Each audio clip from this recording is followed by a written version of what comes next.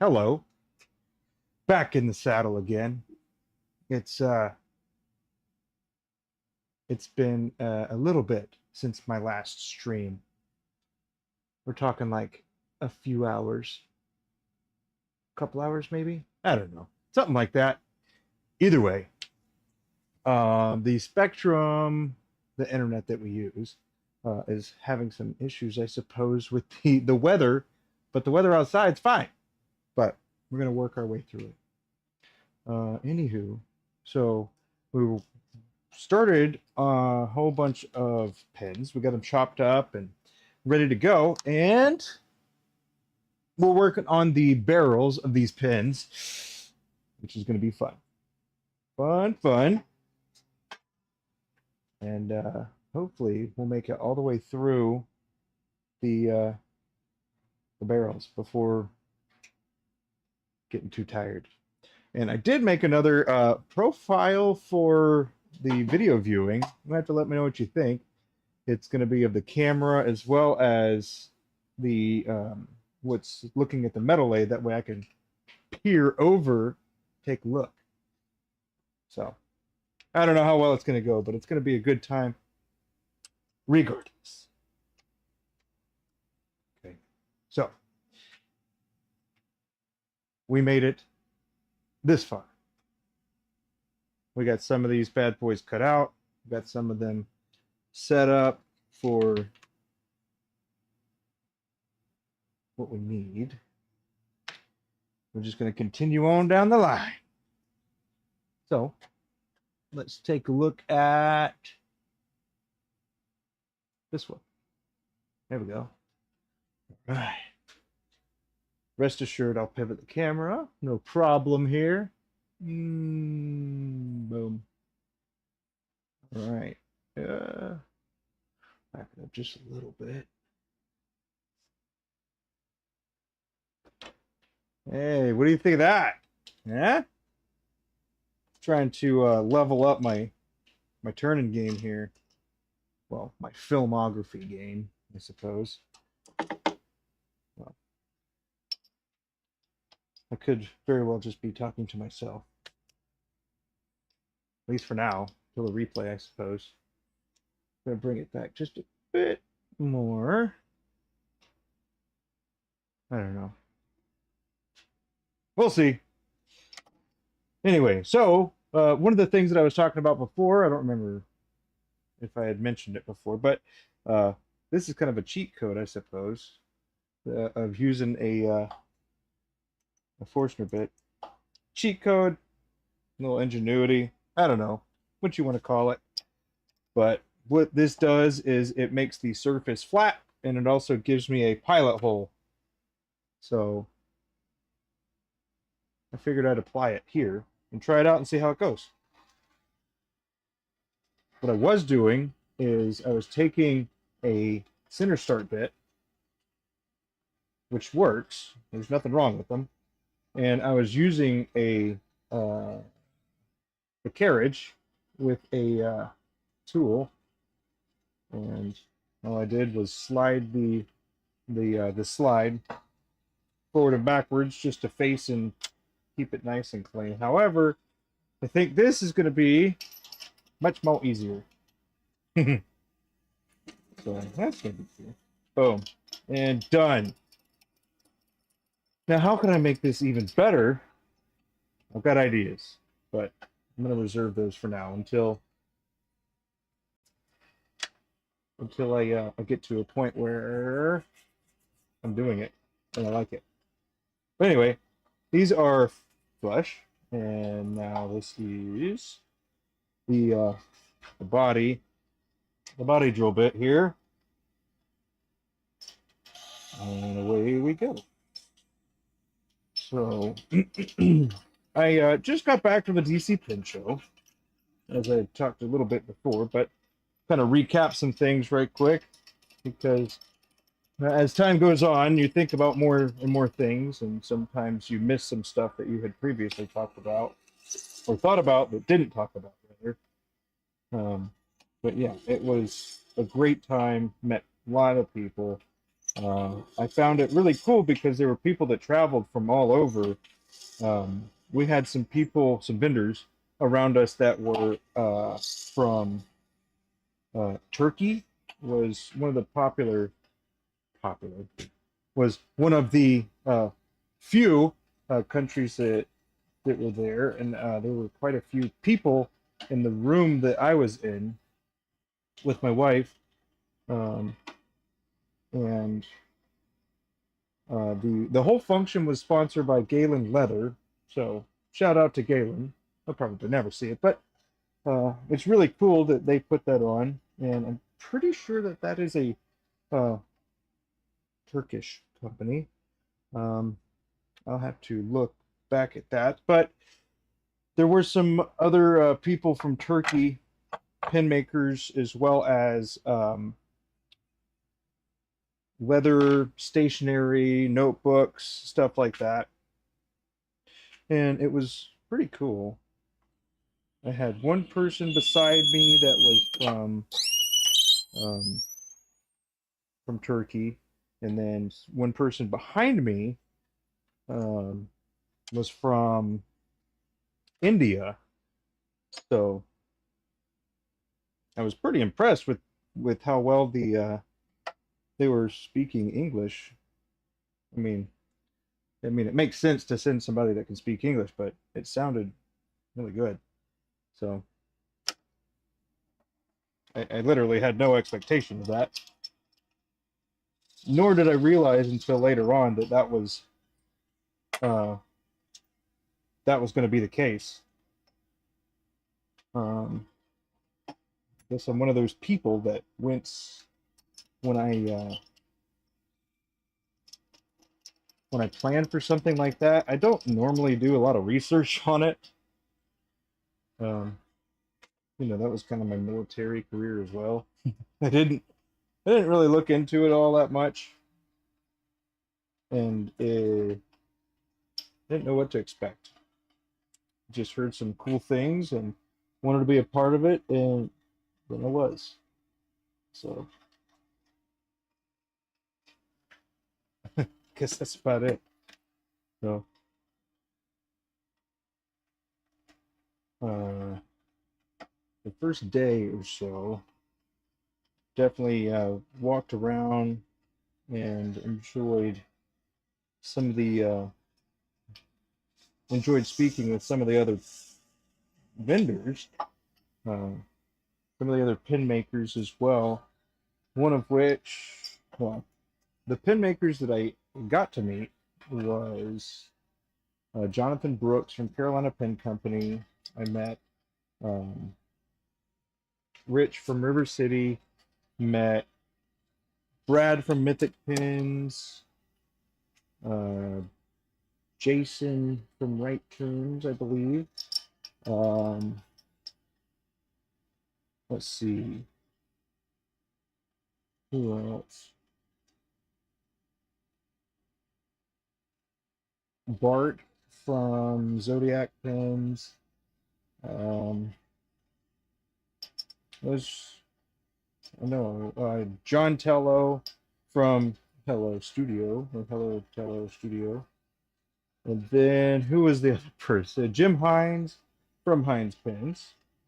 You've been around the fountain pen world. You most certainly have heard of Jim Hines. But it was a great time, and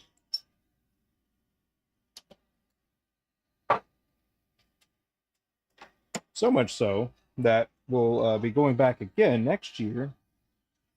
Already got some things in the works for making that happen. Um, and then the other thing that I had spoken about previously was that Abby is going to San Fran. So that'll be cool. She's going to have a good time, I'm sure. And pretty fortunate that we were able to make that happen.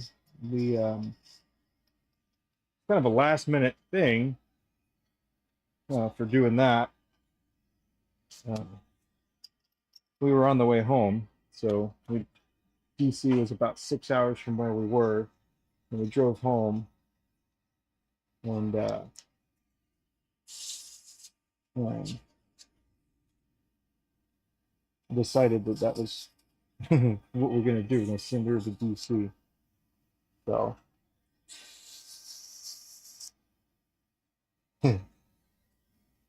Hillbilly, how you doing?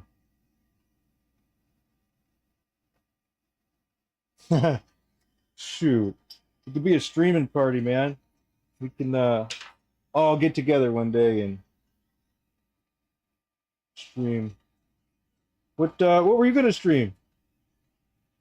Well, don't let me stop you now. You're bored. I hear you. Let's see. I'm gonna start making some pins. We're chatting. Shoot. When I've looked on, I'm not going to do this first and foremost, but when I look on the different streams that are up and have the most views right now, it is political, and that it's just not a good direction, I would say. Not for me.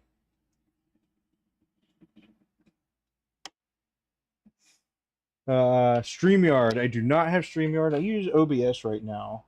I should do a tandem live. Heck yeah. I'm down. I'll have to figure it out. Maybe even get StreamYard just so we can do that. I'm not opposed. But yeah.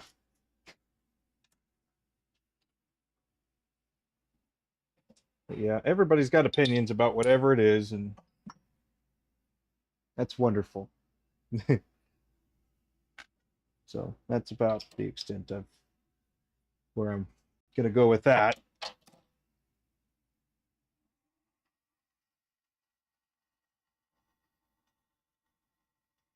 Yeah, I hear you. I mean, it would be nice, but if well, the right reasons, I reckon, is when it's the best, most fun, enjoy the company, and all that jazz.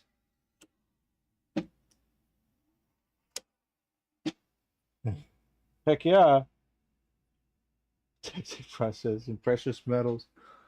Oh man, there were we just did another order for fountain pen nibs, and there were some rhodium nibs, and there was one more kind that I thought was interesting that I hadn't seen before. Rhodium and I don't remember. I don't remember what it was, but there was one other one, at least that I found unusual. Like I've seen the titanium, I've seen the steel, gold plated, the silver. I've seen the what else? What else? Obviously the 14 and 18 karat gold. So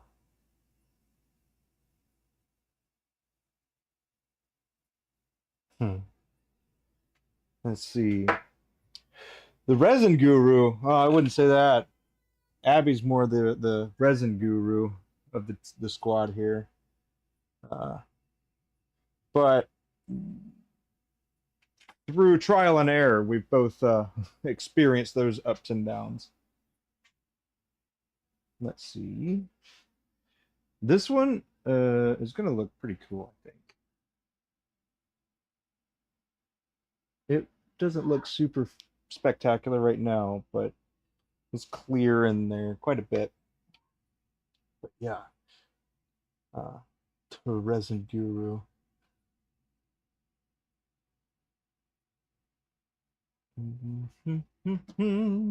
Yeah, you should do it. You're gonna. Label casting with wood and acrylic. That sounds pretty awesome.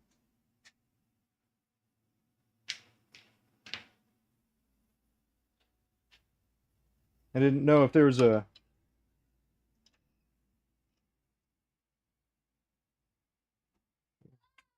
want to put your label on the tube, drill a broken wood blank, place the tube halfway and then pour the resin.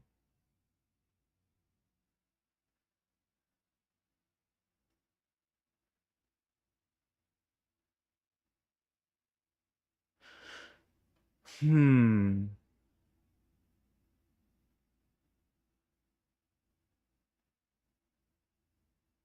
Well, that sounds pretty cool.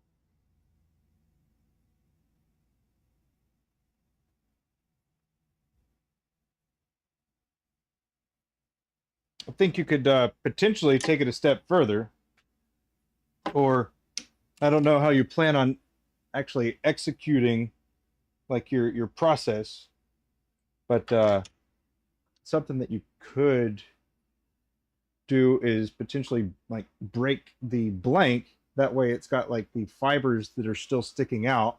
And then on the other end, you'd actually drill through and then you'd stick the brass tube from the flat surface through the other side. And then that would give you resin a lot to grab a hold of. Yeah,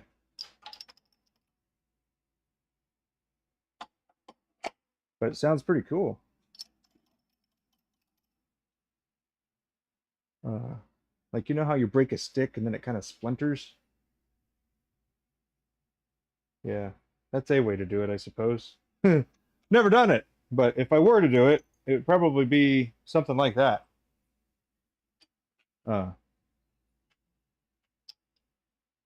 how would I'd probably break it maybe in a clamp or a vise or something, and then just probably pull it like a lever, something like that. Hello, hello. What's up, Sean? How you doing? Nice. Good to hear. Has the I'm gonna assume that you also opened it and took a look at it. I also want the broken edge in the middle of the pin. Yeah. So yeah, if so, I just take something like this and then just break it. Hopefully, it would be splintery, and then this part would be chopped, and then I would drill from this end going to the rough side, put the brass tube in, and then go from there. Yeah, then you'd be able to do some resin work on that. Um, but for from the I guess the resin element of that, I would also consider the thickness of the resin that you're going to use. Specifically because if you use too thin of a layer, it might not cure right. And two, if you don't have a thick enough layer of resin, it won't look that interesting. It won't be able to do a whole lot of swirling and curling. So I guess just some of the immediate things that I thought of since you mentioned that. But it sounds like a pretty dope idea. I'd like to see what happens. You designed a pin for a friend that's quadriplegic. Oh man.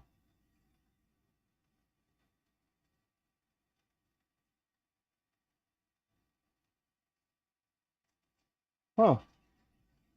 Really interesting. Does it look anything like this?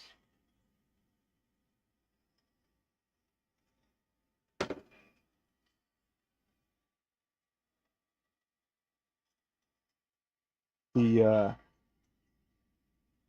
I haven't made one out of a fountain, or I haven't made one with a fountain pen because you can't really cap that. Um, you could potentially make a dip pen or uh, things like that. Similar, a bit larger in the backside. Um, Yeah, like a palm kind of pin. I've seen those, but when it comes to I guess custom fountain pens, in order for me to do something like that, I'd have to put the threads at the front of the section. That way you could still cap it.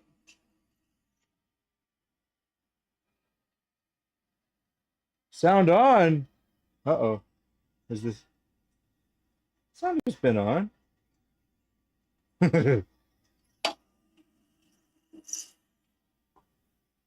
Oh, I got you. Sorry. It's late. Well, maybe not. You're what?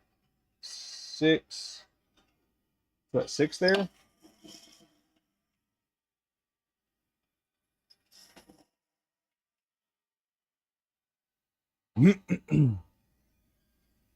But Hillbilly, that sounds like a pretty cool idea with that. Uh, and then the egg shape is pretty cool. And well, I've sent some of the things out that I made like that, and uh, it's been pretty good. It's been pretty good about the fit and feel of everything. So that's pretty nice. Um,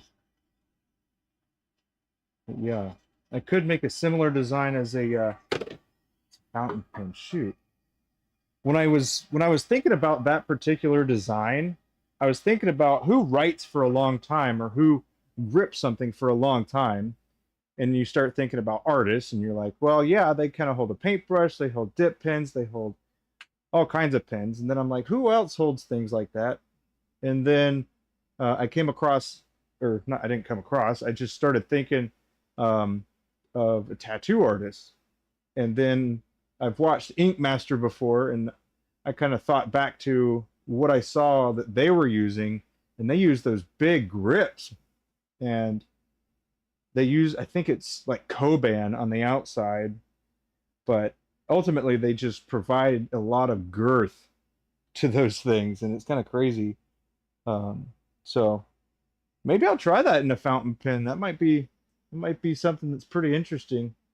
I don't think it'll be that hard to do because it'd be a similar process.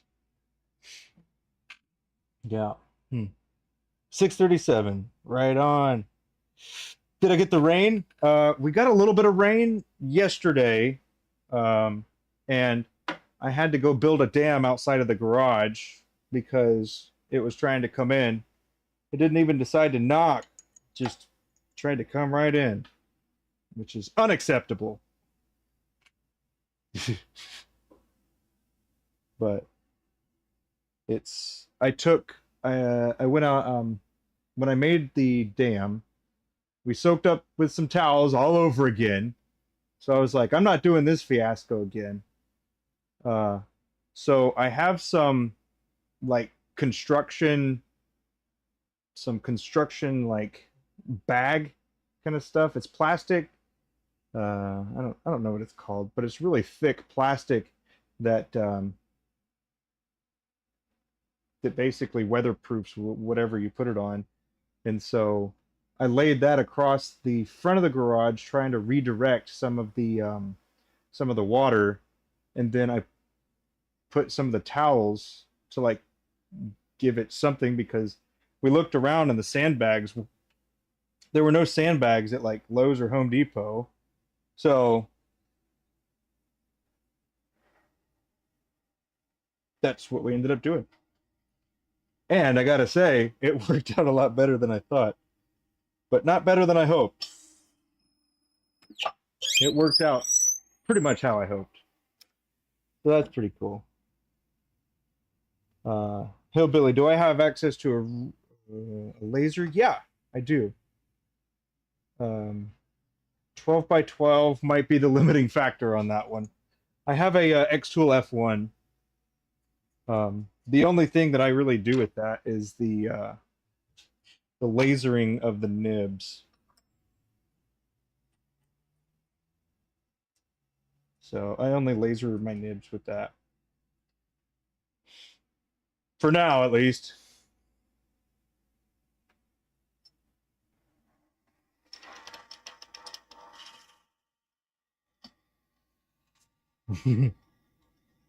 Shoring skills. Yeah.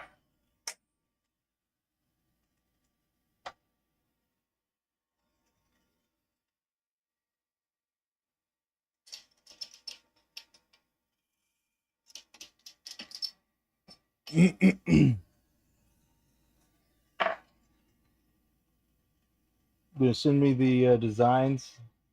I've got a lot of blanks. I've got a lot of blanks.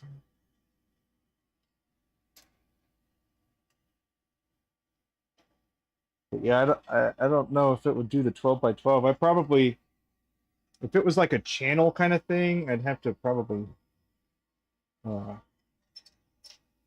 hmm. I do have the extension, the slide extension, but it's still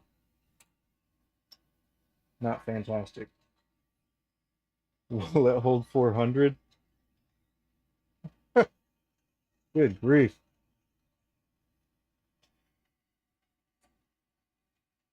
I don't think we shoot. We probably do actually.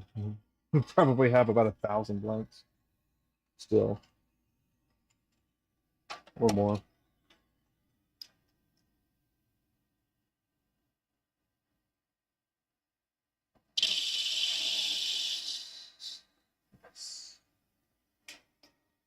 Let's see. Maybe come back. Check that real quick. Darren Gray. Hillbilly, I'm not familiar who Darren Gray is.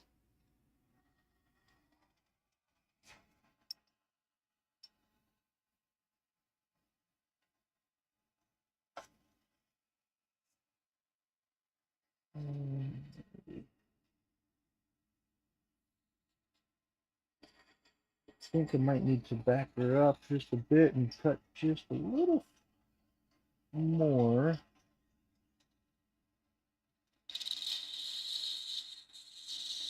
This is not ideal.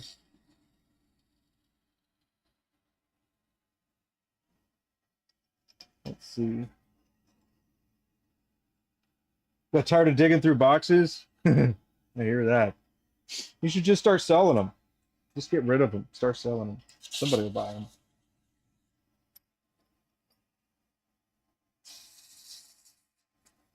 Yeah, this is too long. I need to cut this down a little bit more.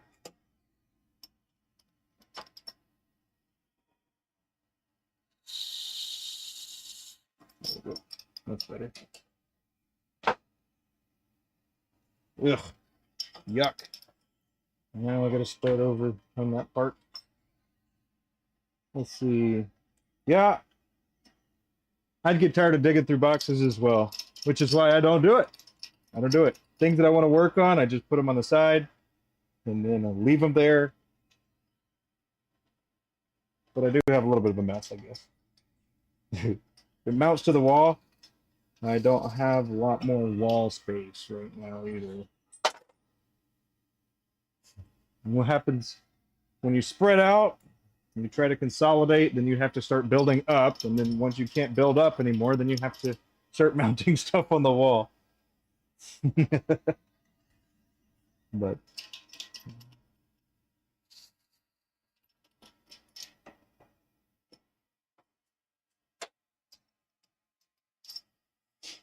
yeah, I don't know how well how well I'd be able to make the part that you've mentioned. Ah, trying to get a vacuum cleaner over here. Make it a little tidier. Mm.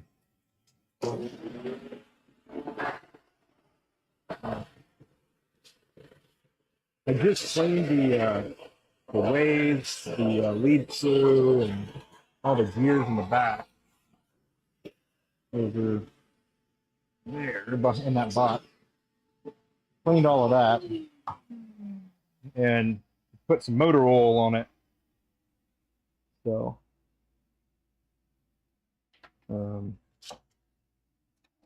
it is collecting dust a little more readily than I'd like for it to. Okay, that's good. Get this going. 3 units full and making your fourth. Good grief, hillbilly. You got a lot of blanks. I'm gonna have to start sending them out with your your package. Your kit. Let's see.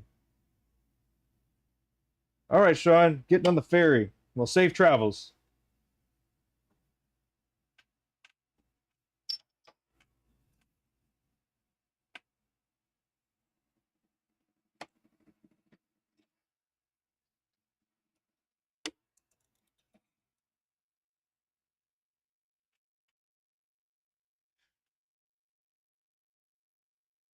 Lovely. Let's see. Started into the box of the wood, trying to figure out what it had. Ah, gotcha. Got to check that inventory. I hear you.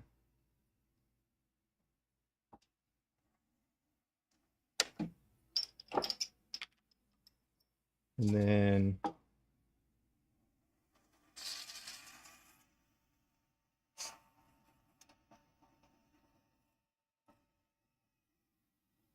started with making bowls and handles and such. Turned for decades before made your first pin. Nice. I think my journey might be the opposite, where it kind of started with the pins, but it's possible eventually I'll make it to making something like that. But I definitely don't consider myself a woodworker. Like, I know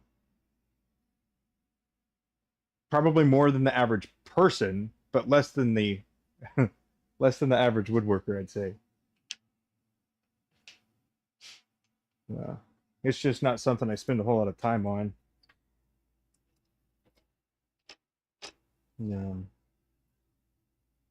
Like identifying wood.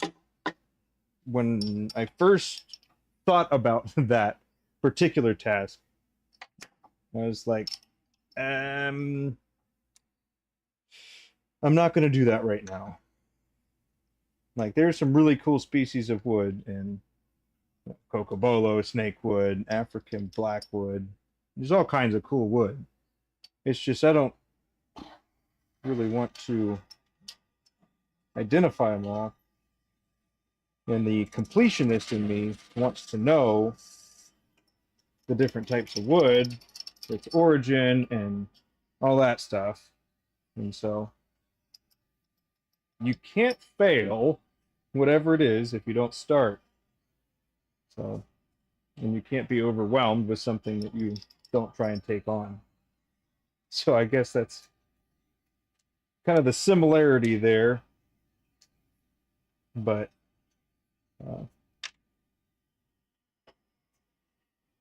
for now, I do like turning wood, and I actually have a piece that I was working on. It's Purple Heart, and I was trying to do an inlay on it. So I was working on that, trying to get some plans of how I was going to accomplish that, and I made some decent progress. So definitely we'll be looking at sleeving in the future.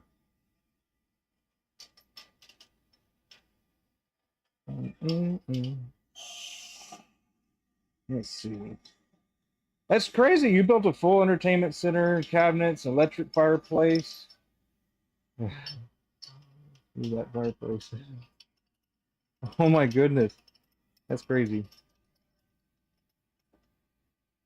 We just got 6 4-foot lights for your shop in Arizona. Nice. You don't have to wear sunglasses in that in your shop. Let's see. Yeah, you probably have seen my rose glasses, at least on one of my thumbnails. Um, those are not only to look really cool, but it's actually to slightly tint. That way it's not so bright. Yeah, Cocobolo is nice. I have got quite a bit of olive wood as well, and I've got Thoya and snakewood and African blackwood.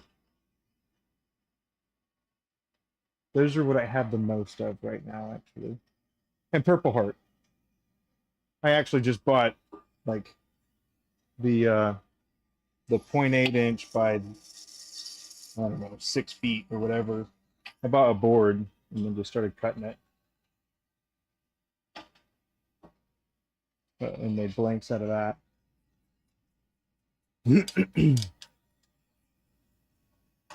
Yeah, Cocobolo is cool. And then let's see, Snakewood is too expensive. Yeah, but when you're working on pens that, well, I hate making mistakes with expensive stuff. But when you do succeed with those projects, you know, the material pretty easily pays for itself, which is nice.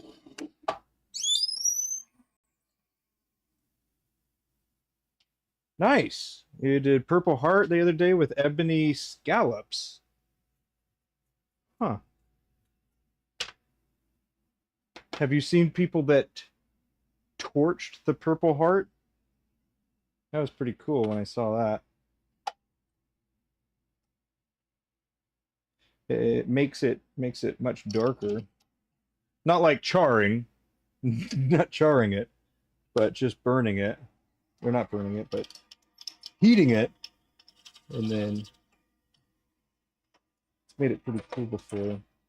I personally have not done that, but seen it done and it looked pretty cool. But I also like the standard color that it is. Sometimes I mix up Purple Heart and Bloodwood.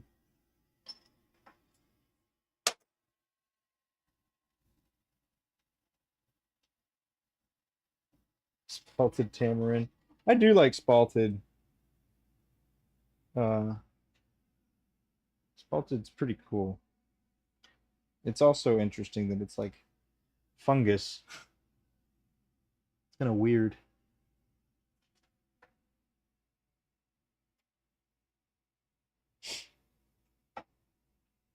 Let's see. Goncalo Alves is another one. I haven't heard of that. I'm gonna have to look into that one. I'm going back here to write it down. Wood. Let's see. What was it called? Goncalo Alves.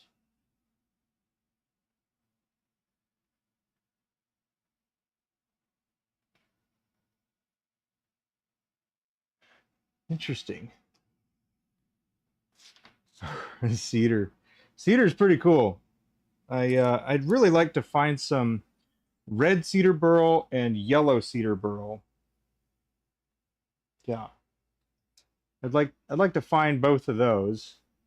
A lot of people use the Amboina, and I'm not gonna lie, I think Thoya looks pretty similar to the Amboina. Or maybe it's just my untrained eye, but it looks similar to me. You're gonna start stabilizing your own burls? That's awesome. Where are you gonna source them from? Well, you probably don't want to answer that. But I know some people are very protective of where they're sourcing. those kinds of materials. And I don't blame them, not one bit.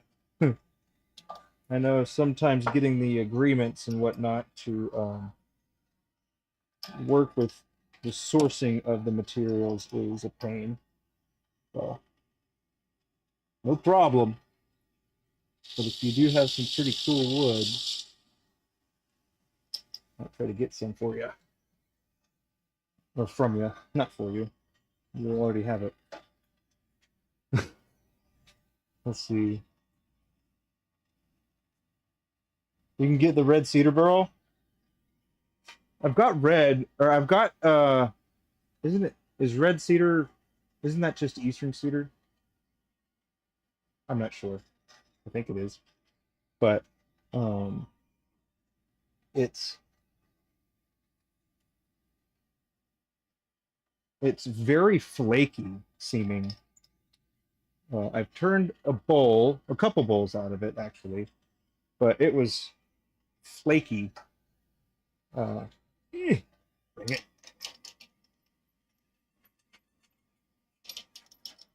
But it was a joy. It smelled great.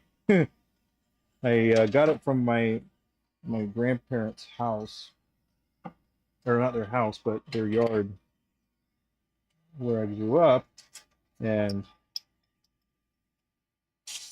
yeah.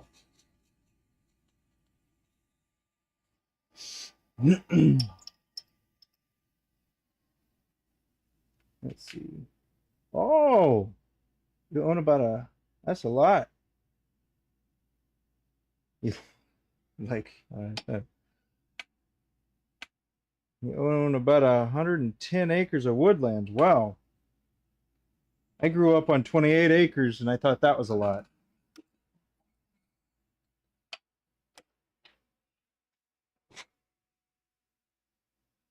But I'd like to get some more land.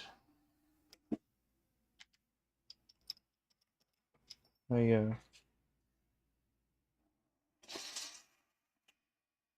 I sometimes get very busy with other things and just, sometimes things just fall to the wayside. I just don't think about them anymore. That's really cool.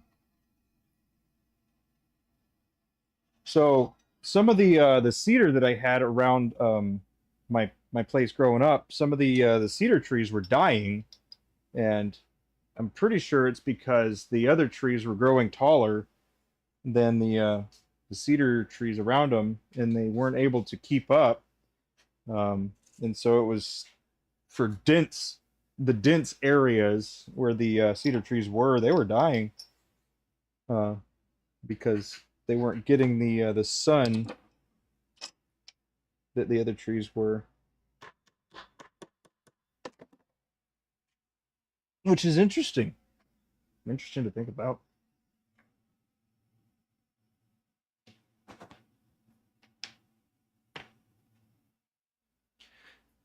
But yeah, I think the Purple Heart might be the first wooden sleeve one I'm going to bring to conclusion. it's it's one of those where it takes a bit because I'm still trying to learn how to sleeve and how much material I need to sleeve and all that stuff. So with those things combined, it's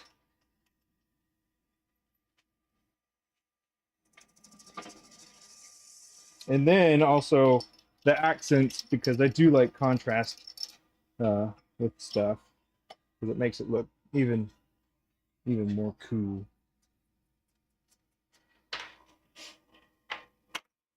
Yeah, we've got cedar, walnut, cypress, bodart.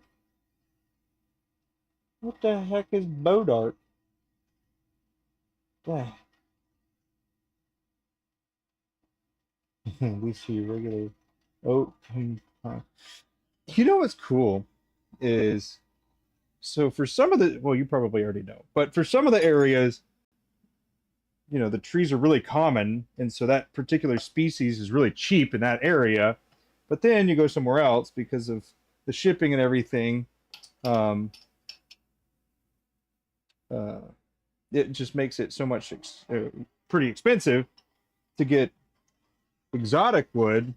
Like, I don't know, it's interesting. I like that kind of stuff.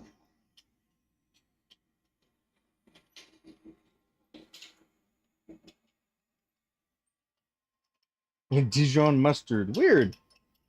I have a few cheesewood blanks.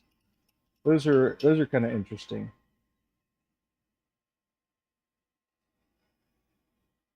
You know what I'm gonna do? I think I'm gonna lift this camera up just a little bit.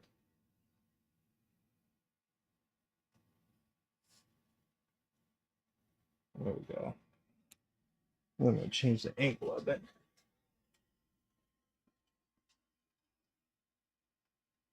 Oh, it's not going into the light.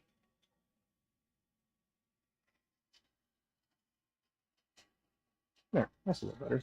I like that better. Let's see. Really hard wood, huh? Interesting. I have not heard of it.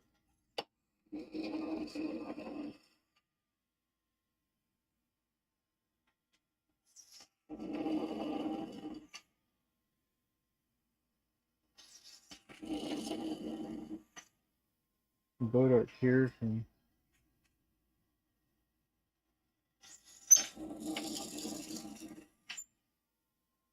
Oh, what? Tore down here last year. You had to resharpen. Ah, that's insane. You had to resharpen your skew. That's pretty wild. That is a hard piece of wood. I think the hardest wood that I've turned was probably ironwood or ebony gaboon. I think those are the two hardest ones that I've turned, I think. I don't think I've turned anything harder than that. But I also have turned resin that pretty much broke like glass.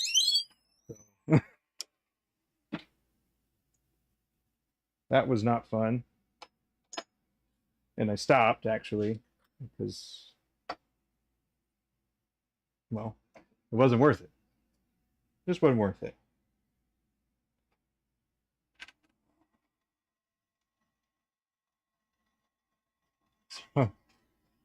The the boat arc is harder than that. That's crazy. Were you telling me about the bog oak? I think you asked me about the bog oak stuff. I used to, well, not used to. I saw on Instagram the bog oak company or something like that that they sell it, and it's like salvaged, uh, the salvaged wood from the river, which is pretty cool.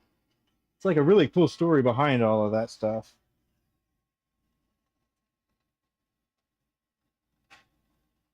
Yeah, I don't use negative rake, but yeah, I believe it.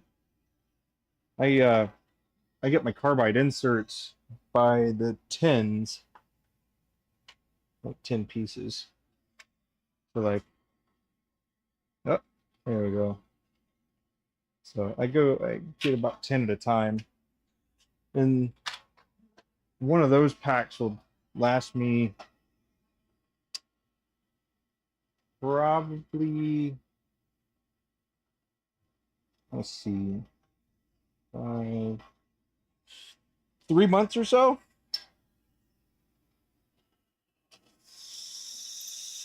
But I turn for a living, so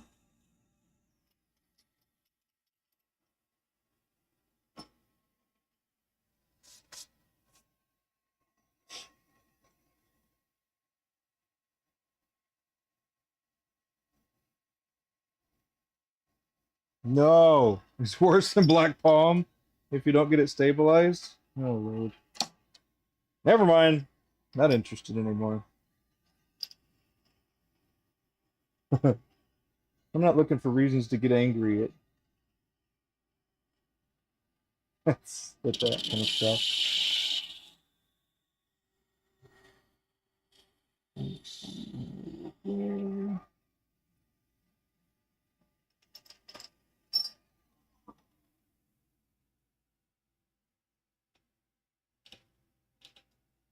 All right, we're good.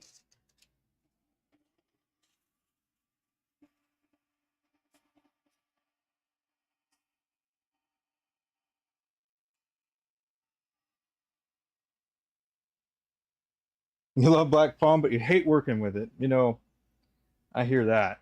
Absolutely. Absolutely. It does look cool, which is why I got it in the first place. But after I tried to turn it once, and then it wasn't working out. And then I looked at some of the forums and people talking about black palm, and they're like, "Oh yeah, just throw some CA on it while you're working on it, and just keep all the fibers together by using just a ton of CA." I'm like, mm-mm, I'm not going to do that. More power to the people that do it, though. Imagine it takes a lot of patience, and similarly, people that like to work with like full blocks of Fordite, good for them. That's awesome. Glad you do.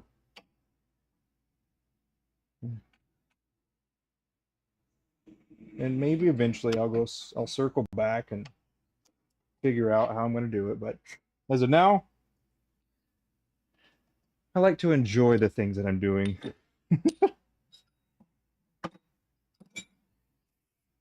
Let's see. I'm going to turn a couple sets of darts. Cool. They you going to do some segmenting or um, label casts? Hey, you're talking about that label cast. Let's see. That looks good. Pop this out.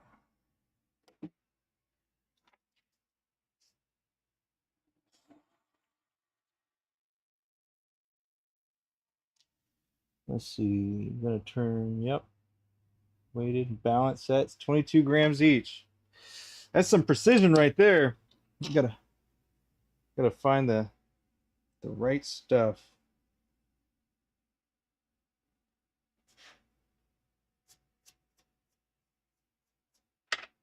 Let's see. Dang it.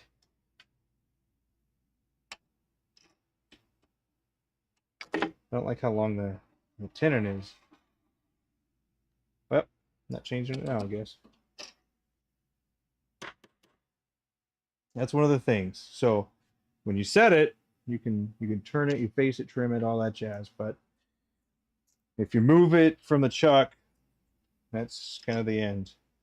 Can't really do it. Let's see.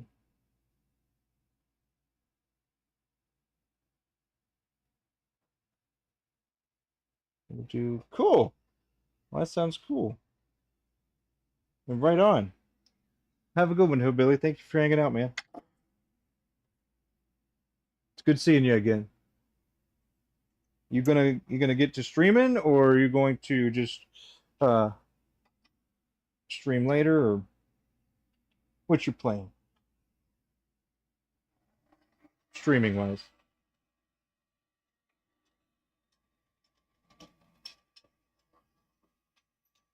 I'll have to take a look and see when I can catch you live.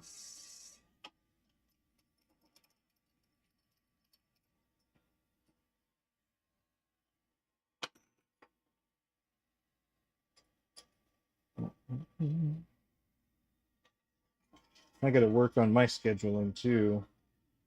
It's pin show season though, so just did DC, and Abby is going to be heading out to San to to do the pin show out there. I think that's in about a week and a half or so. And then a couple weeks after that, it'll be the Orlando show, which will also be there, which is pretty cool. Looking forward to it.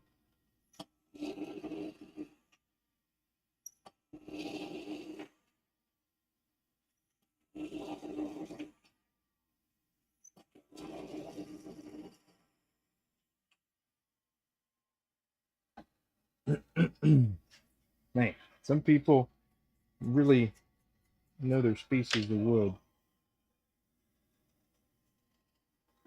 But I suppose if that's what you focus on,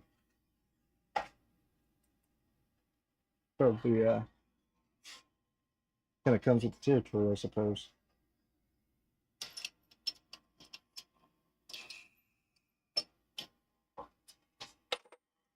I think I like this sequence a little better.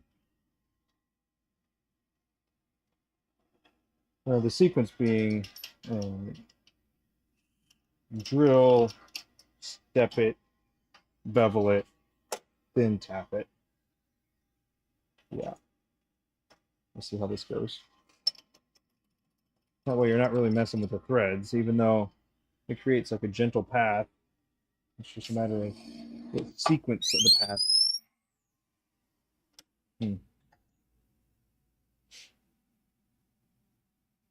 That's good. It's a nice bevel, not sharp edges. Don't want sharp edges. Gotta keep it nice.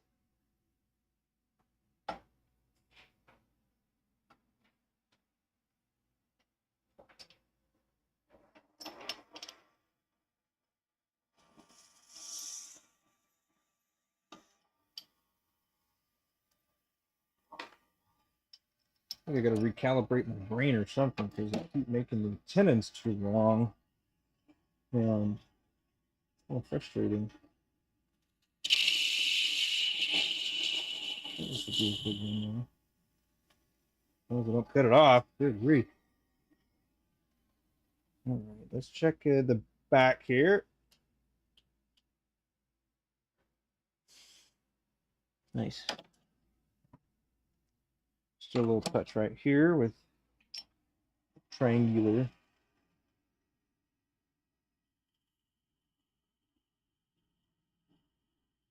Nice and easy. So that process could easily be done with a parting tool. In fact, sometimes I use a parting tool when it is over on the wood lathe already mounted. Well, I do use the metal lathe primarily for drilling and then fine tuning the basic component of it, and then I'll take it to the wood lathe for everything else. A little bit of that, a little bit of this, a little bit of this. Go ahead and plane that out and do a nice little chamfer here in a minute. Nice, plenty of turns. Hey, that's where we need to be.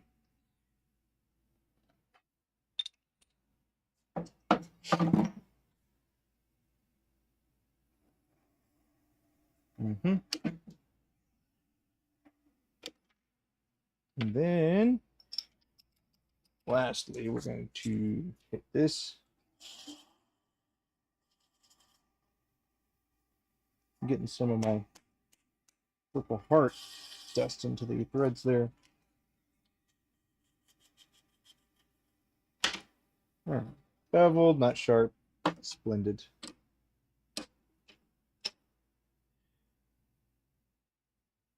I'm interested to see how these are going to go. Sometimes when you're doing fine tuning stuff with things that have glitter in them, sometimes they don't like to cooperate. So, but the best way to figure out if it will or not is by doing it. And then in the future, you'll know. there is some of that.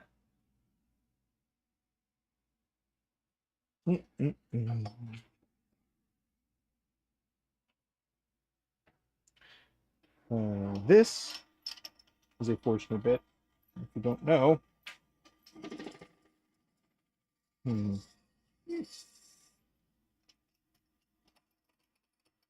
the idea here with the Forstner bit is to basically clean the front end, make it nice and level, as well as give it a pilot hole for drilling everything.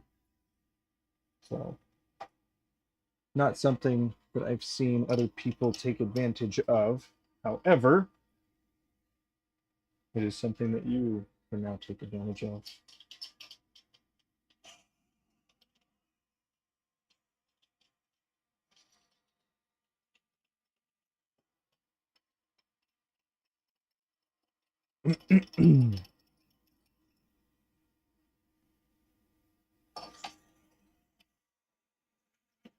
Alrighty.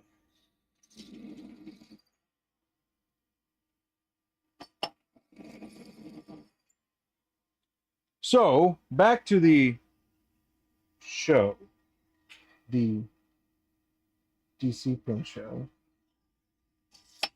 Met a lot of people, saw a lot of people, chatted with a lot of people, networked with some people, bought some stuff. That's what it is. So, one of the things that I actually bought more than I should have of was paper. Now, with paper, there's so much to it. There's so much to the paper. And apparently, Tomo River is the way to go with the paper. Um, which is pretty neat. Tomo River. It is, I believe it was a Japanese company that had like the best paper in the market, and then it switched or it was sold or something. I'll have to go back and look, but I think the company was sold, and then the paper wasn't printed for a little while, or something like that, and then it came back. I think a couple years ago or a few years ago from now, where people were able to get it or something very similar to it, and they've been quite pleased with what it was that they've gotten. That's pretty interesting. Uh, but there's so much that goes along with something like paper. I think back to camp when I was a kid, like yeah, I made paper. I mean, it's obviously not like that, but yeah, interesting.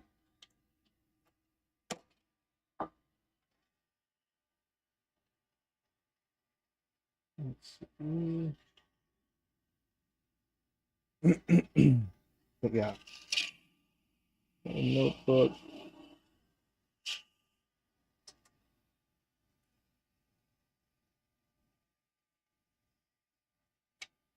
And I've got two, actually, two leathers. And they were both from a small company.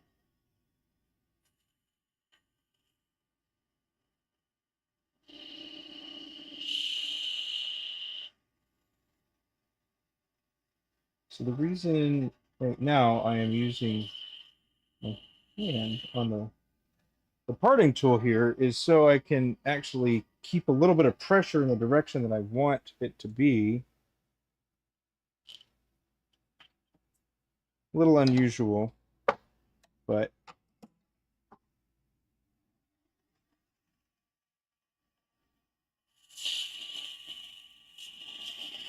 I reckon so is watching somebody make ones.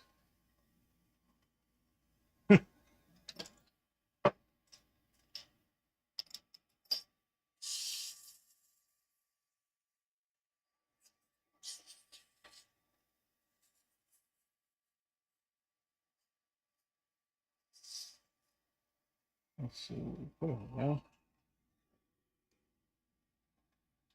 Pretty good. Oh. Well, that explains that. So, a little bit of an error here. Went a little out of sequence. Not the end of the world, just a bummer.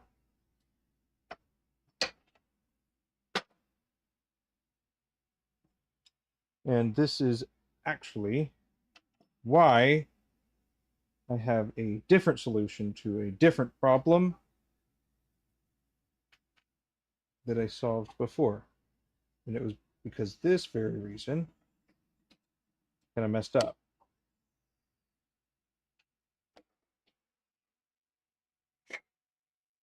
Not the end of the world though. So I'm sure that you have seen this little piece. And this particular little piece is the opposite of the one that I'm going to use. And I used to do it like this.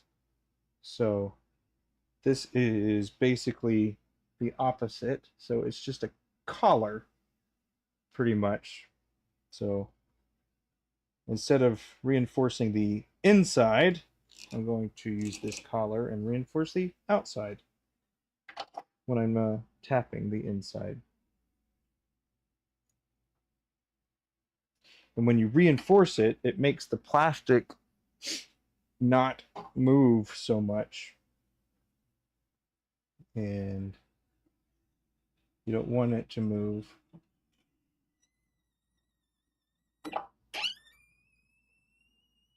If it does flex outward or inward, depending on whether you're using your tap or your die on it, then you can run into the problem of it being flexible and not taking the threads the way that it's supposed to.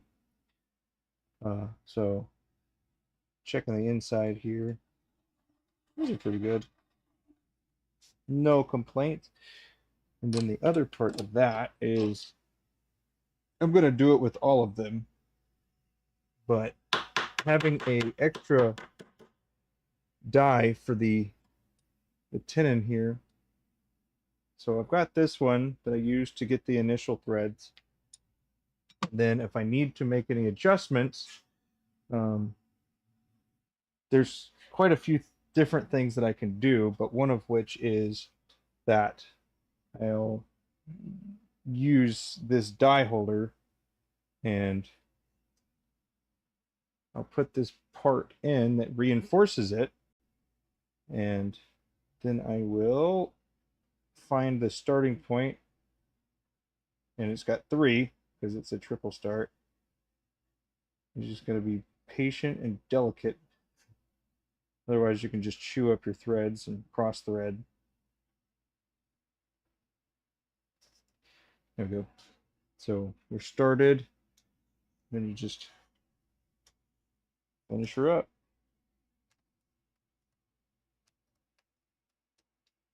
And you can see that we got some other pieces in there from doing that. But it'll make it so the cap goes on much nicer. And because it's in a die holder, you know, you can just flip it and do the other way. So much faster. I don't know if you'll be able to see. Probably not. But on this side where the numbers are out, it has a little bit of a slope that helps you get started when you're actually just going straight onto a unthreaded tenon. But this one is flat, and so you can just flip it around and it will make it so you go even further on the threads, all the way to the base of the threads. So it's a way to also clean up the base of them.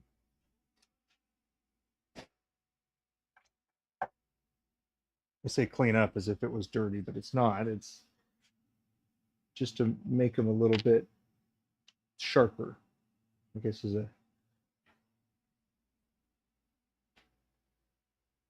is away. Let's see. This one's going to be interesting. I've made one before, but it's been a little bit. Let's try this out for a bit. Yeah. There we go.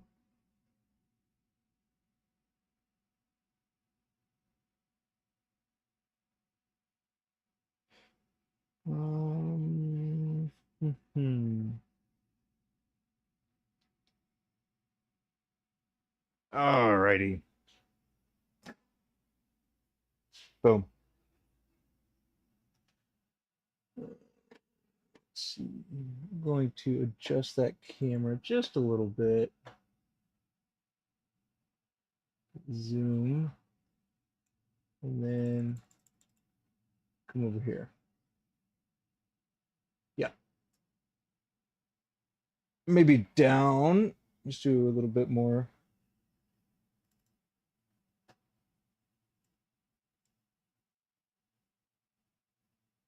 Yeah, that looks good. And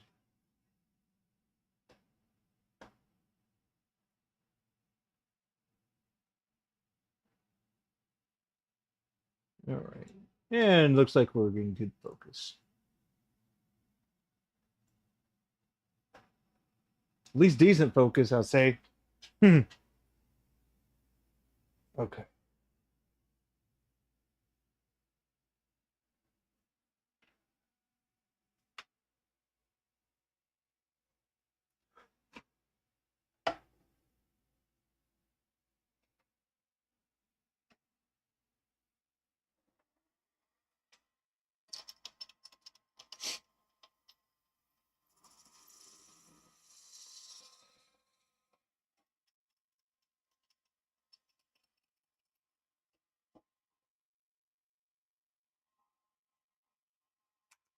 Mm-hmm.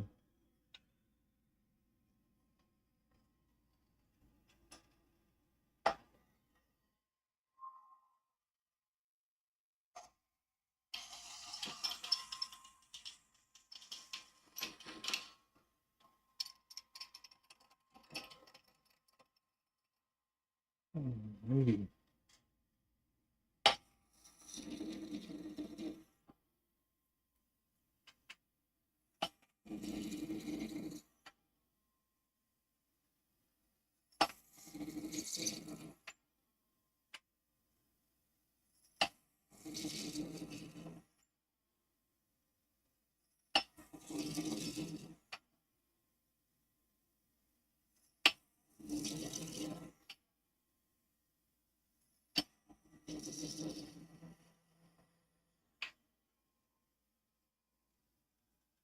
It's pretty nice when you get a new drill bit and it just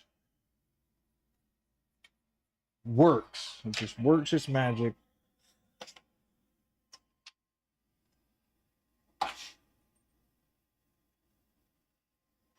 mean, it's doing what it's supposed to do.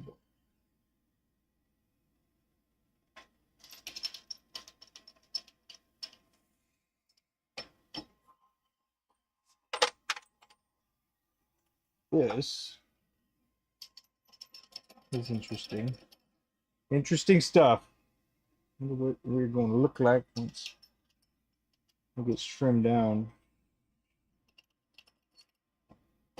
Wonder if it's going to be opaque enough to where it won't you'll be able to see through it. But we'll see.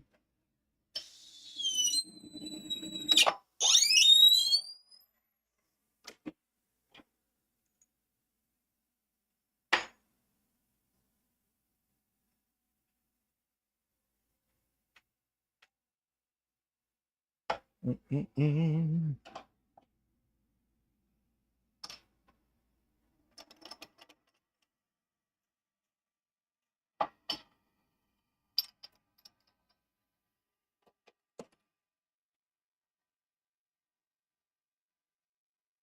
That looks good.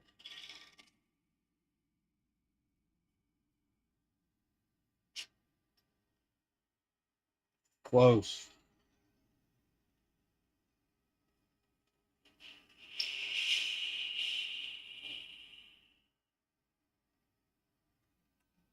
Oh, so yesterday was the opening day of Borderlands. Went to go see it. Gotta say, it wasn't a great movie, but there was some nostalgia, and I enjoyed it. But a good movie, it was not.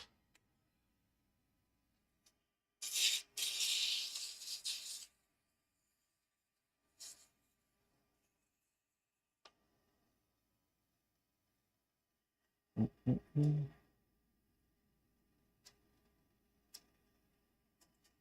A little sandpaper to smooth it out just a bit, level it out just a bit more. Even having a metal lathe, there's only so much of the perfect perpendicular that you can do. So you'll have to do a little bit of other stuff to make it happen. Sometimes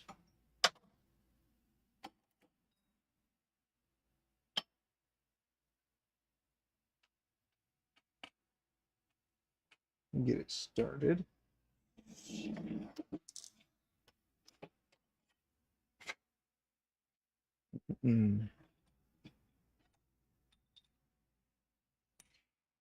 Just like that.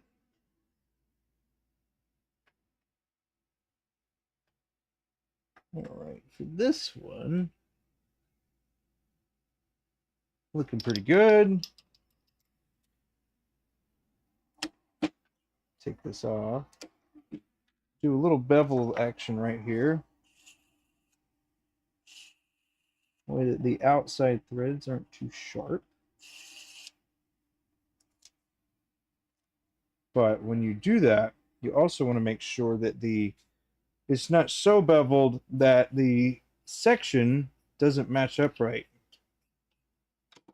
What I mean by that is, I don't have a good example. Well, yeah, I do. Each one's kind of made for a different pin, but this one in particular, you can kind of you see how the very base of the section here is the widest part of basically the lands of the valleys of the threads. Lands. But yeah. Suppose that's just a little nuance. But you don't want the section to overhang where the threads are, because you're going to run into capping issues if the threads aren't big enough to grab a hold of it.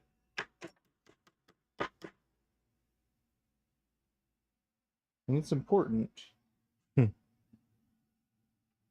quite a few reasons. See, we got five more bodies here. And we might be able to start some caps. We'll see. We'll hit this with the vacuum right quick.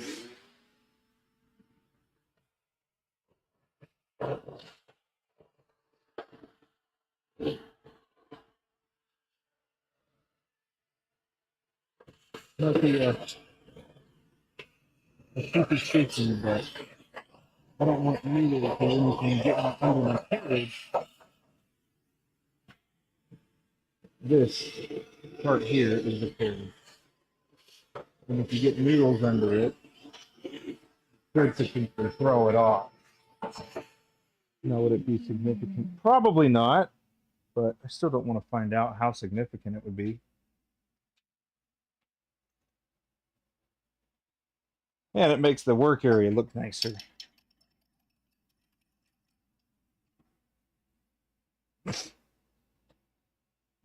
Mm.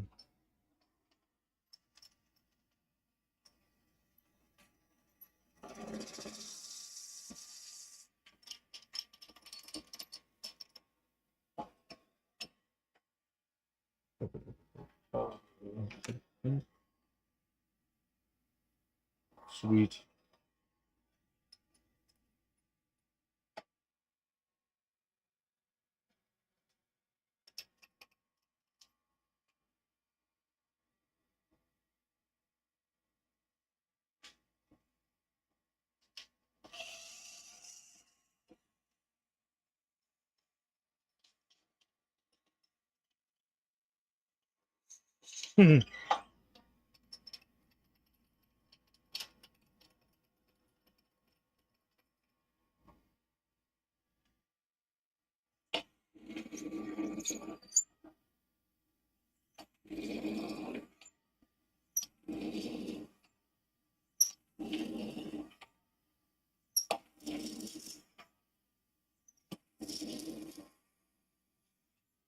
I think this blank is called Purple Potion. Yeah, this one's called Purple Potion. My wife makes all of the blanks. And because she makes them, she usually is the one that names them. Just about every one of them that we have and have made has a name, which is, you know, I think it's nice. I think it's nice that someone has a name. And most of these pins are actually going to be turned into uh, the different pin shapes that I make, which is a Marauder, which is a tapered with flat ends, and a Guardian, which is tapered with round ends. So that is about the extent of the styles that I make. I tried other ones, but honestly, I think it's not necessarily worth the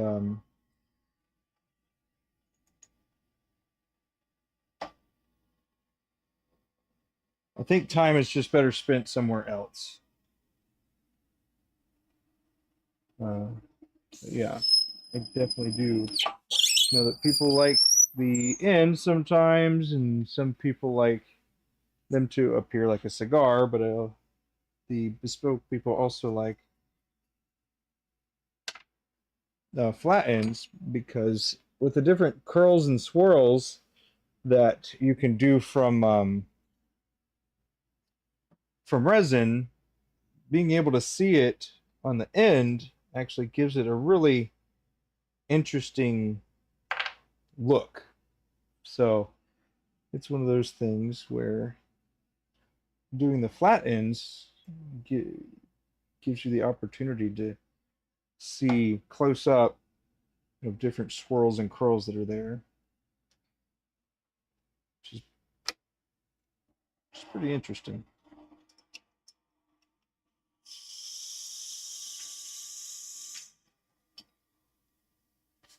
Let's see.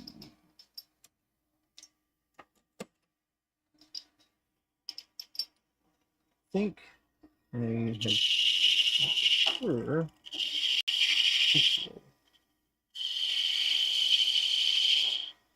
I tried though. I tried with the other one. The parting tool it is. I tried with that. Just didn't go how I wanted it to consistently enough. But when it worked, it was better. Just not as consistent. So go back to this way.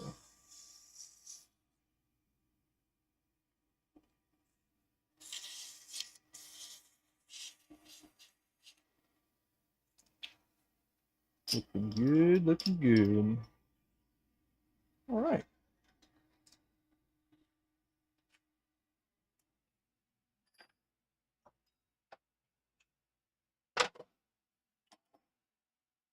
Not having to drop the tailstock all the way back is kind of nice.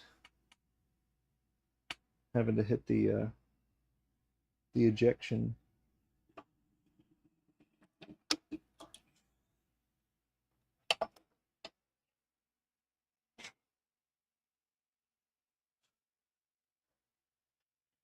This guy right here.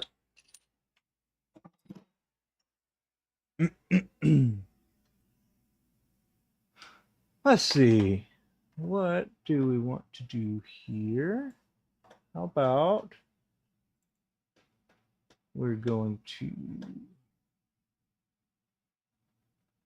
go back. Let's zoom in some more.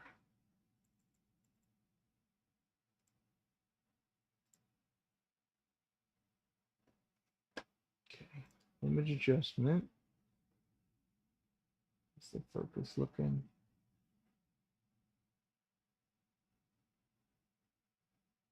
That looks pretty good.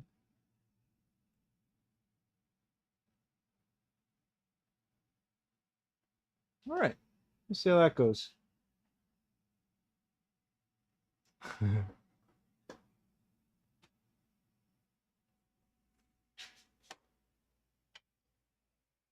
Don't even need that. This is pretty good. It'll get cleaned up. The tails of the threads here. And then at the end, a little later rather, hit it with the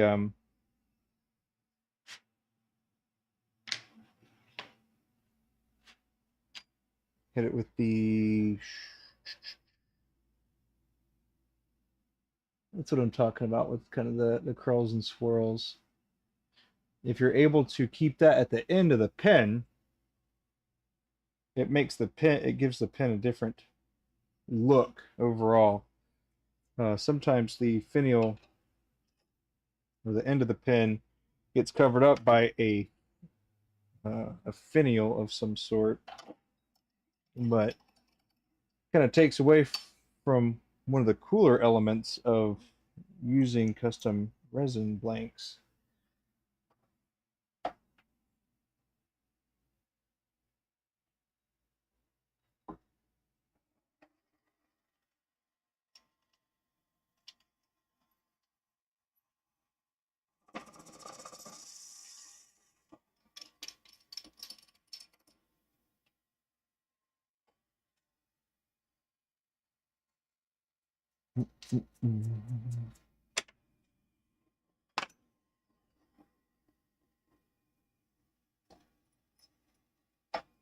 Also, for the Jacobs chuck here, having one that you can uh, lock and unlock with your hands, so nice. Very nice. Using a chuck key is doable, and there's nothing wrong with it, really. It's just going to take you quite a bit longer.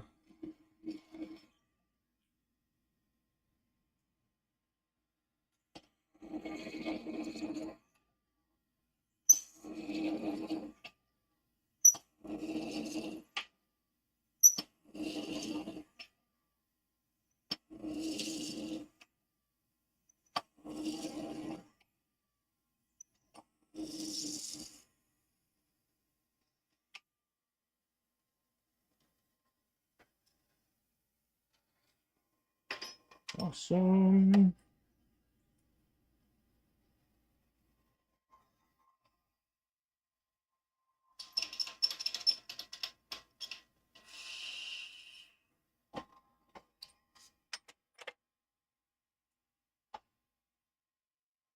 Let's see.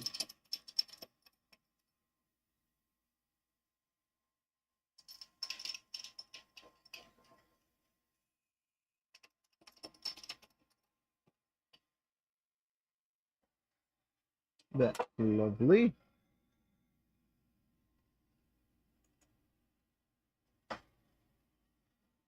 turn this right quick.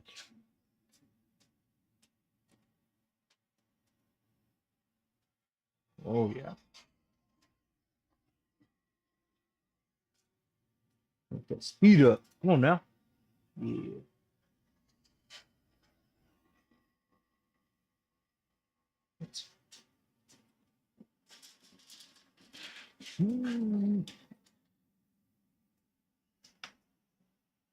Let's see. Got a bucket that my air conditioner drains into, and it is almost full. So I'll turn my lathe off right quick and dump my bucket.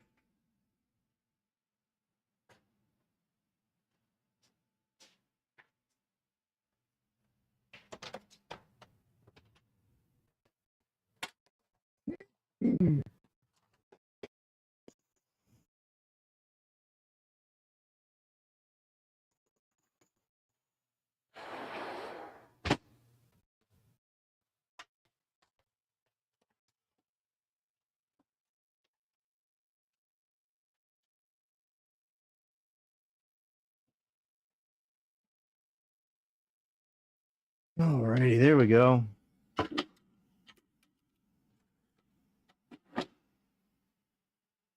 Right.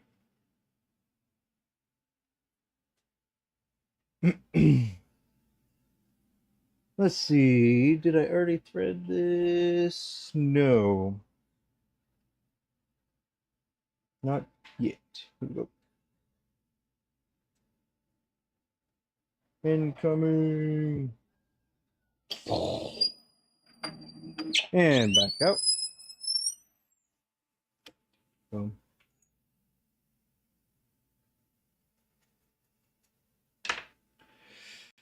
Oh man. This is very nice, y'all.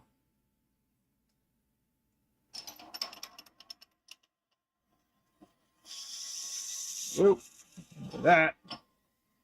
Back her up.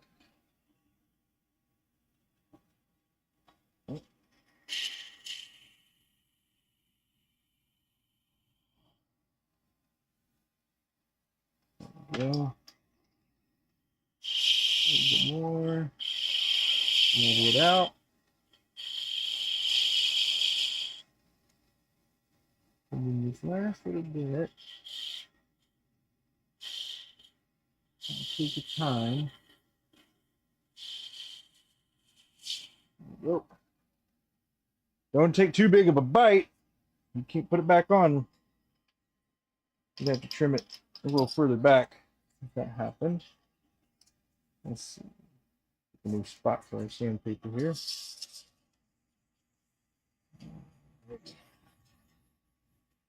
Nice little bevel to get the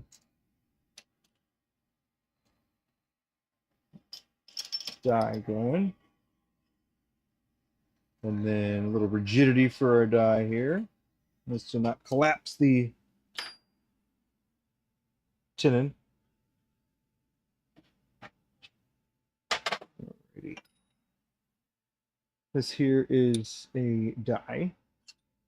And this is a die holder.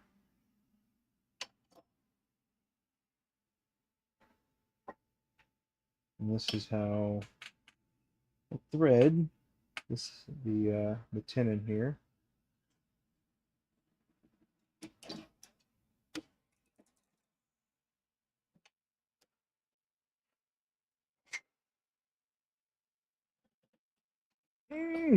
Come on. Sometimes the thing goes too far in, and you have to use the tailstock, back it all the way up, and then it'll pop it out. It's kind of like a friction fit. So you can see how this end is flat and this end is tapered. So this is a Morse taper 2. A lot of the, well, I'd say probably the majority of the mid-size lathes are going to use a Morse taper 2. And then the smaller ones are going to be MT1, and then larger ones are MT3 and up. And all it's really talking about is the inner diameter of that. Let's see, we're actually going to pop this out, make sure that it is not sharp.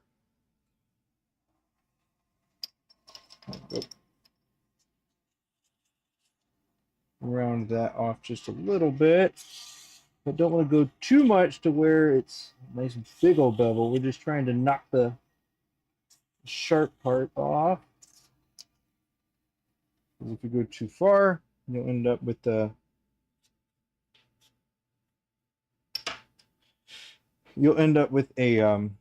pretty small section potentially if you wanted to make it look how it, well, the look that I'm going for.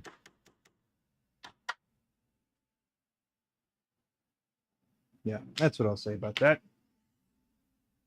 And then we're back to, let's see, another purple potion. So this one and two more is where we are. And then, yeah, we'll see where we're at that point. Sometimes getting tired just hits you, but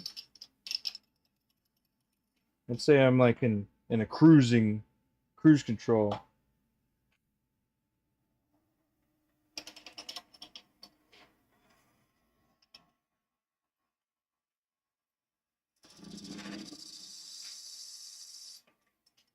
So something that's kind of funny and unfortunate at the same time is this right here.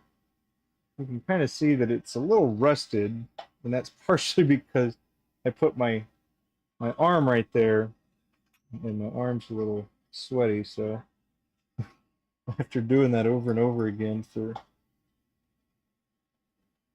a while, you'll say, end up with that screw starting to get a little rusty, but I do my best to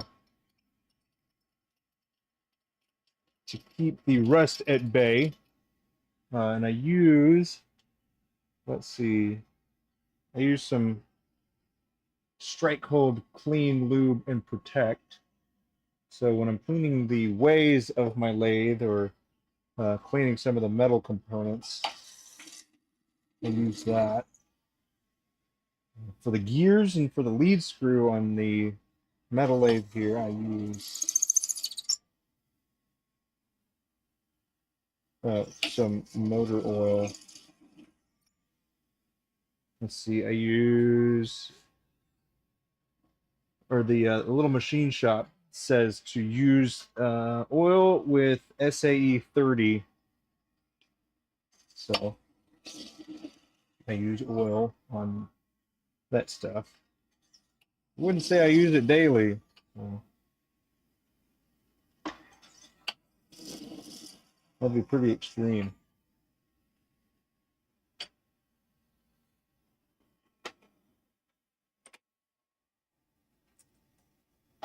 Daily. Could you imagine? Yeah, I suppose I could. Just wouldn't like it.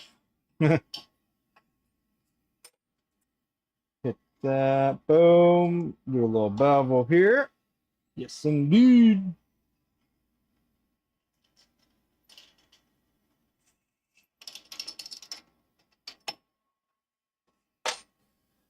Let's see. Yeah, that's nice. It's nice. And then slow her down a bit. And then go in and hit the reverse. Some lathes don't have the capability of going in reverse, for one. And then there are other lathes that they could go in reverse, but they're not strong enough. And sometimes as well, you can run into the problem of not actually tightening your chuck enough to where it it doesn't grab the blank tight enough, and it'll spin inside the chuck, which is a bummer. It's a bummer when that happens. It takes some other planning in order to remedy that situation. It's it's just kind of a bummer when it happens.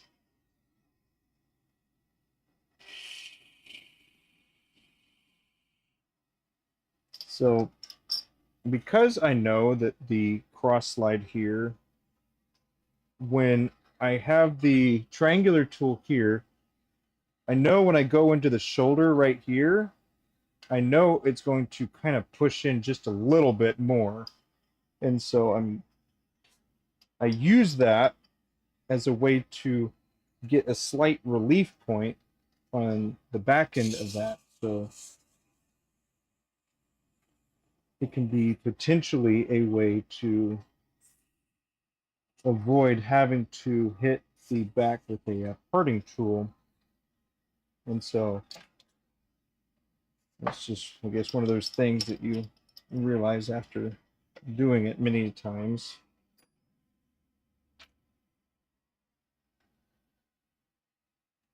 Yeah.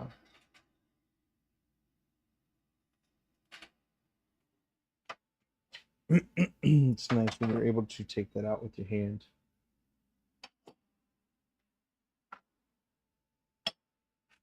So for this, a lot of people will just spin the jaw and then keep a hold of the die holder, and that's definitely something that you could do. But I like to get it started, and then I'll just send it in. And some people, they worry about this part right here, but there's no problem. Everything is loose. The tailstock is loose, and this will just free spin, no problem. And you just hit it in reverse, and it comes right back out. You pull it all the way back. So one of those things that, unless you try, you don't necessarily know, or unless you see somebody do it, then you won't necessarily know. I believe that's called I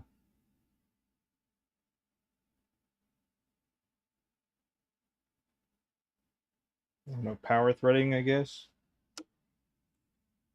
Anyway, so you got this piece here, and that was to support the internal while you're threading the outside.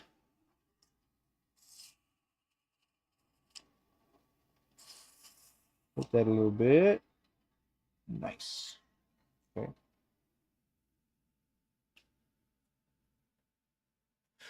There's definitely a couple ways to do the threads. These are just the ways that I have found to be easily repeatable.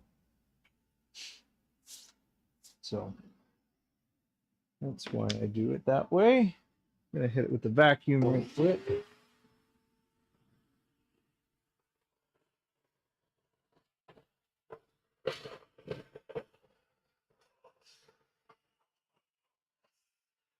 Here, I really like it to stick to the hole. And that's because I just cleaned it and oiled it.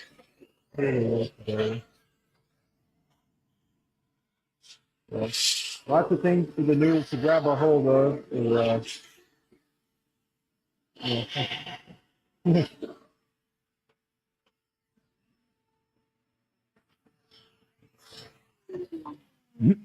But we're going to go ahead and do 2 more of these, and then probably call it. Here's another look at the, let's see, does that help? I mean, it won't, I know it won't focus. I've got it set, but maybe the light is just causing it to reflect a little too much. That's all right though. That is a-okay. We're gonna get this. Oh yeah. Hey, Jacob Chuck. There you are. Get that locked in. Move the tailstock forward. Boom. So this is a pastel prism blank that I'm working on right now, and these have been quite the hit. So it's pretty cool that so many people are excited about those.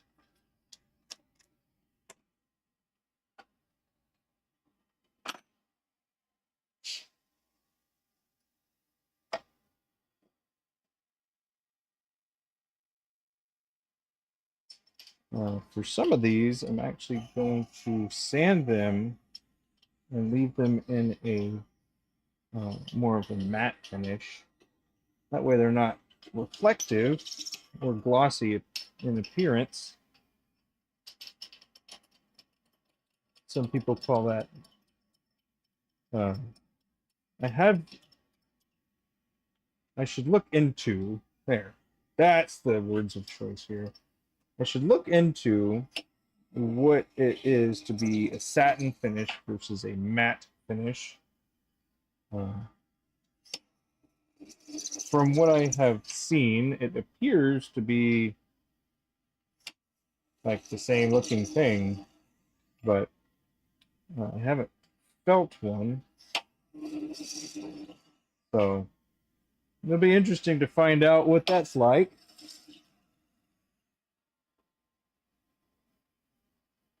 I'll have to take a look.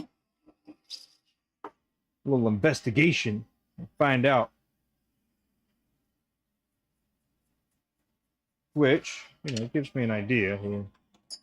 Let's see. Yeah. Once I figure it out, I could share.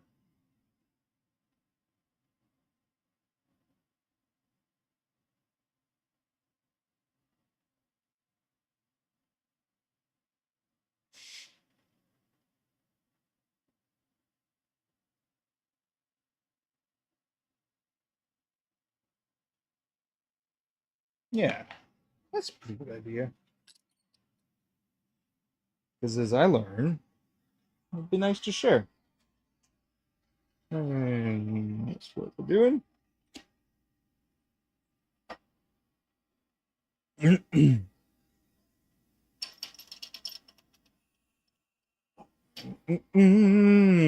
Yeah.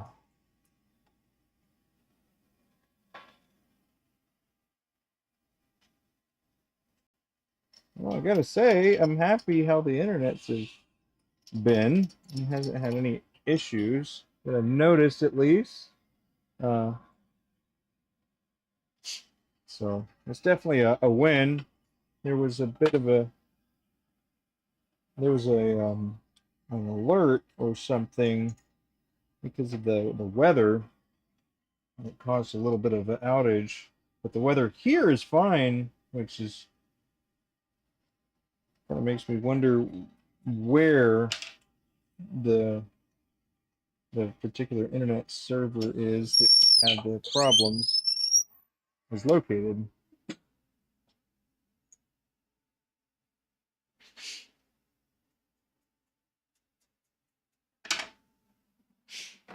But at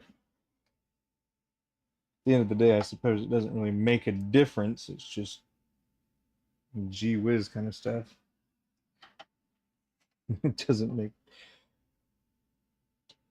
wouldn't make a difference.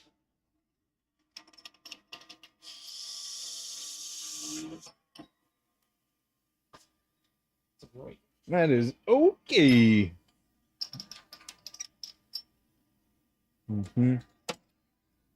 So I can feel that the carriage is actually getting a little bit snug in some areas when I'm going along the ways here.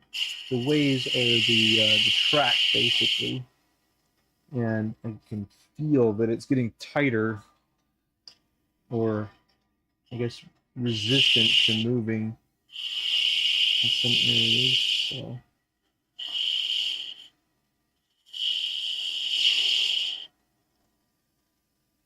with that, it means I'm going to have to disassemble the carriage and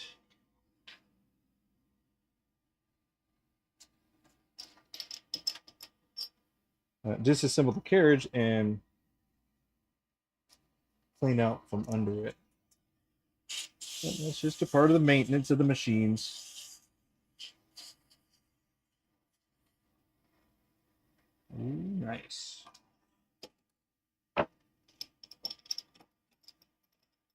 It's not too bad, but definitely needs a little look.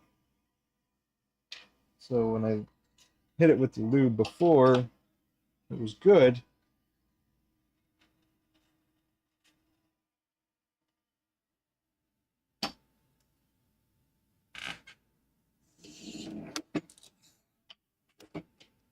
Or not good, but it felt better, as if it was moving a little easier. But sometimes when you don't use the piece of machinery for a couple days, then it starts to stiffen up sometimes. Stiffen up. Seize up. I guess that's a better way to say that.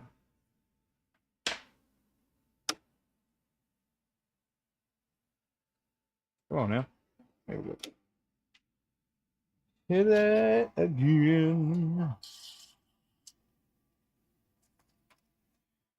Alrighty. Got one more to go.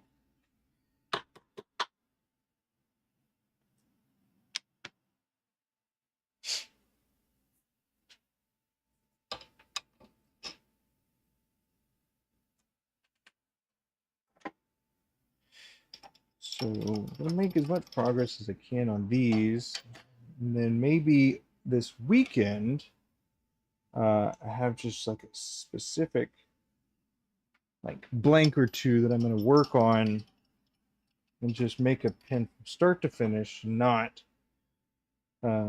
not have any interruptions, and be able to have a complete project done, which I'm pretty sure I've talked about that quite a bit, but I do,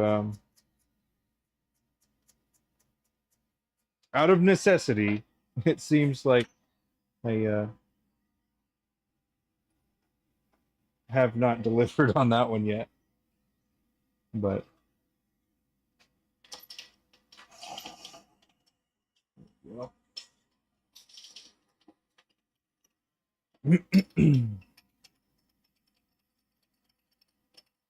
So this will be the last one that I'm working on here. And it is a purple potion blank, and I'm really looking forward to seeing what this one's like. But I won't see that for a little bit longer.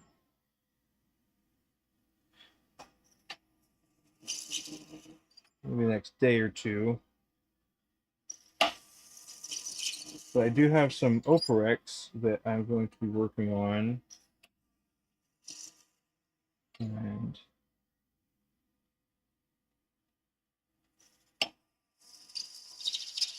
that is going to be really cool.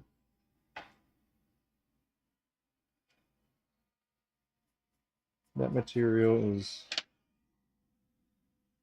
really interesting.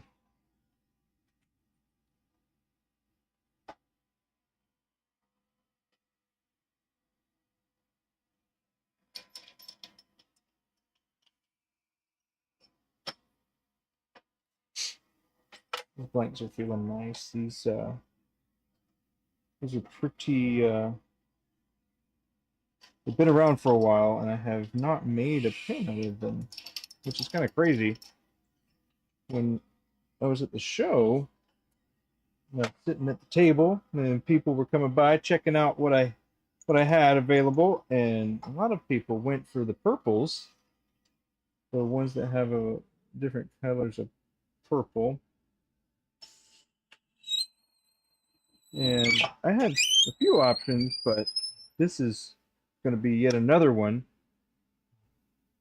that people will get to take a look at once they're all done, which is pretty awesome, if I do say so myself.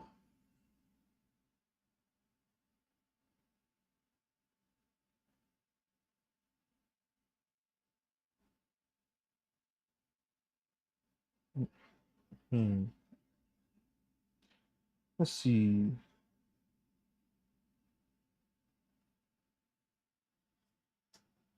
Alrighty. That feels nice. That.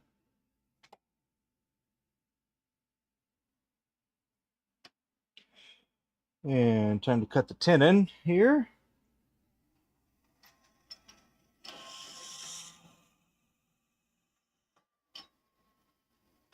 Nice.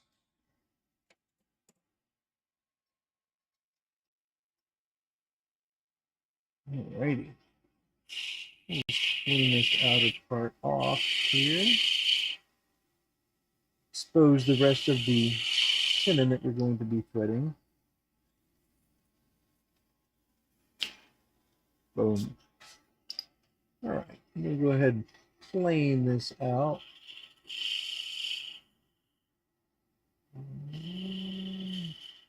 Almost. That's what we're looking for. Sweet. Alright, now just hit the little bit with the sandpaper. Create a little bevel so we have a nice little ramp for our die to begin the threads. Then we're going to use our internal support piece here. Come on. There we go.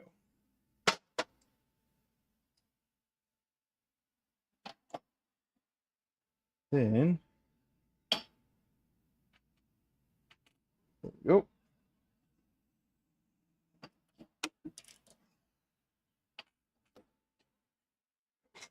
Alrighty.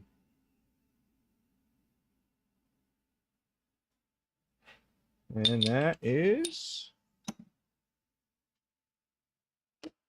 almost done. Pop that out, move this back, and then just hit the edge just a little bit. Hit the inner maybe just a tad. I don't want to go overboard here, but I want to make sure there's no sharp edges. And there we go. So I'll grab one of each one that I was working on here. So one and this one,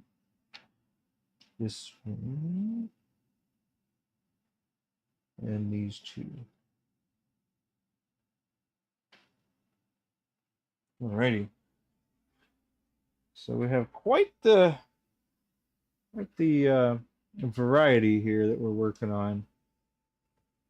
So I'm not sure what the names of these three and this one, but this is a purple potion and this is a pastel prism. And the inside of that's going to be pretty cool. So looking forward to those.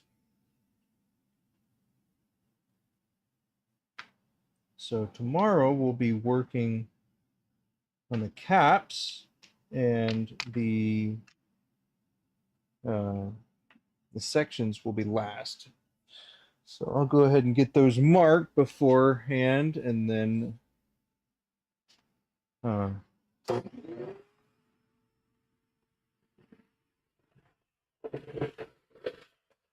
that way I don't have to do it in stream.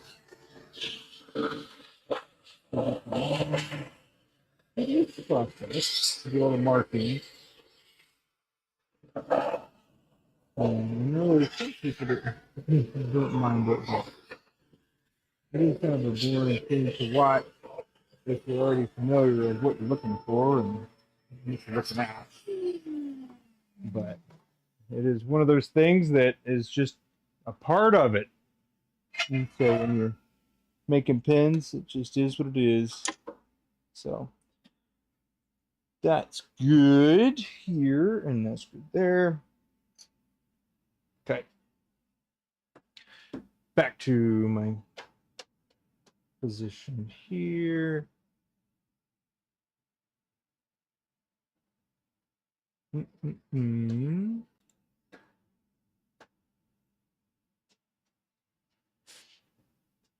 this camera set back up, and I'll do my little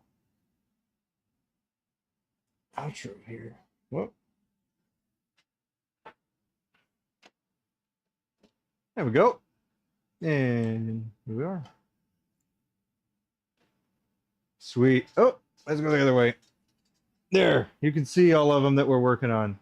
We've got 2, 4, 6, 8, 10, 12, 14, 15. We've got 15 that we're working on.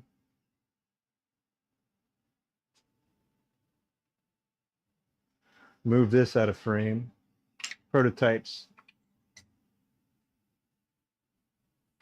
Not as cool when they're rough like that, but got to start somewhere.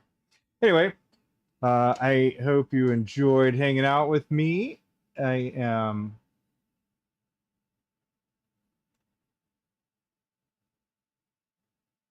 I'm grateful that you stopped by, hung out, chatted. Certainly means a lot. And I hope to share the satisfaction that I get from making these fountain pens.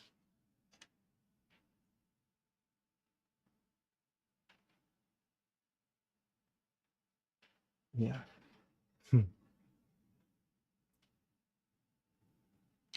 But let's see. I have a couple different topics to actually bring up tomorrow or the next time I stream, and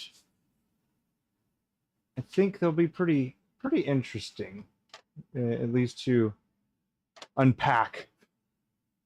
But I do appreciate you hanging out with me, and thank you for being here. You made my day. I'll see you next time. Take care.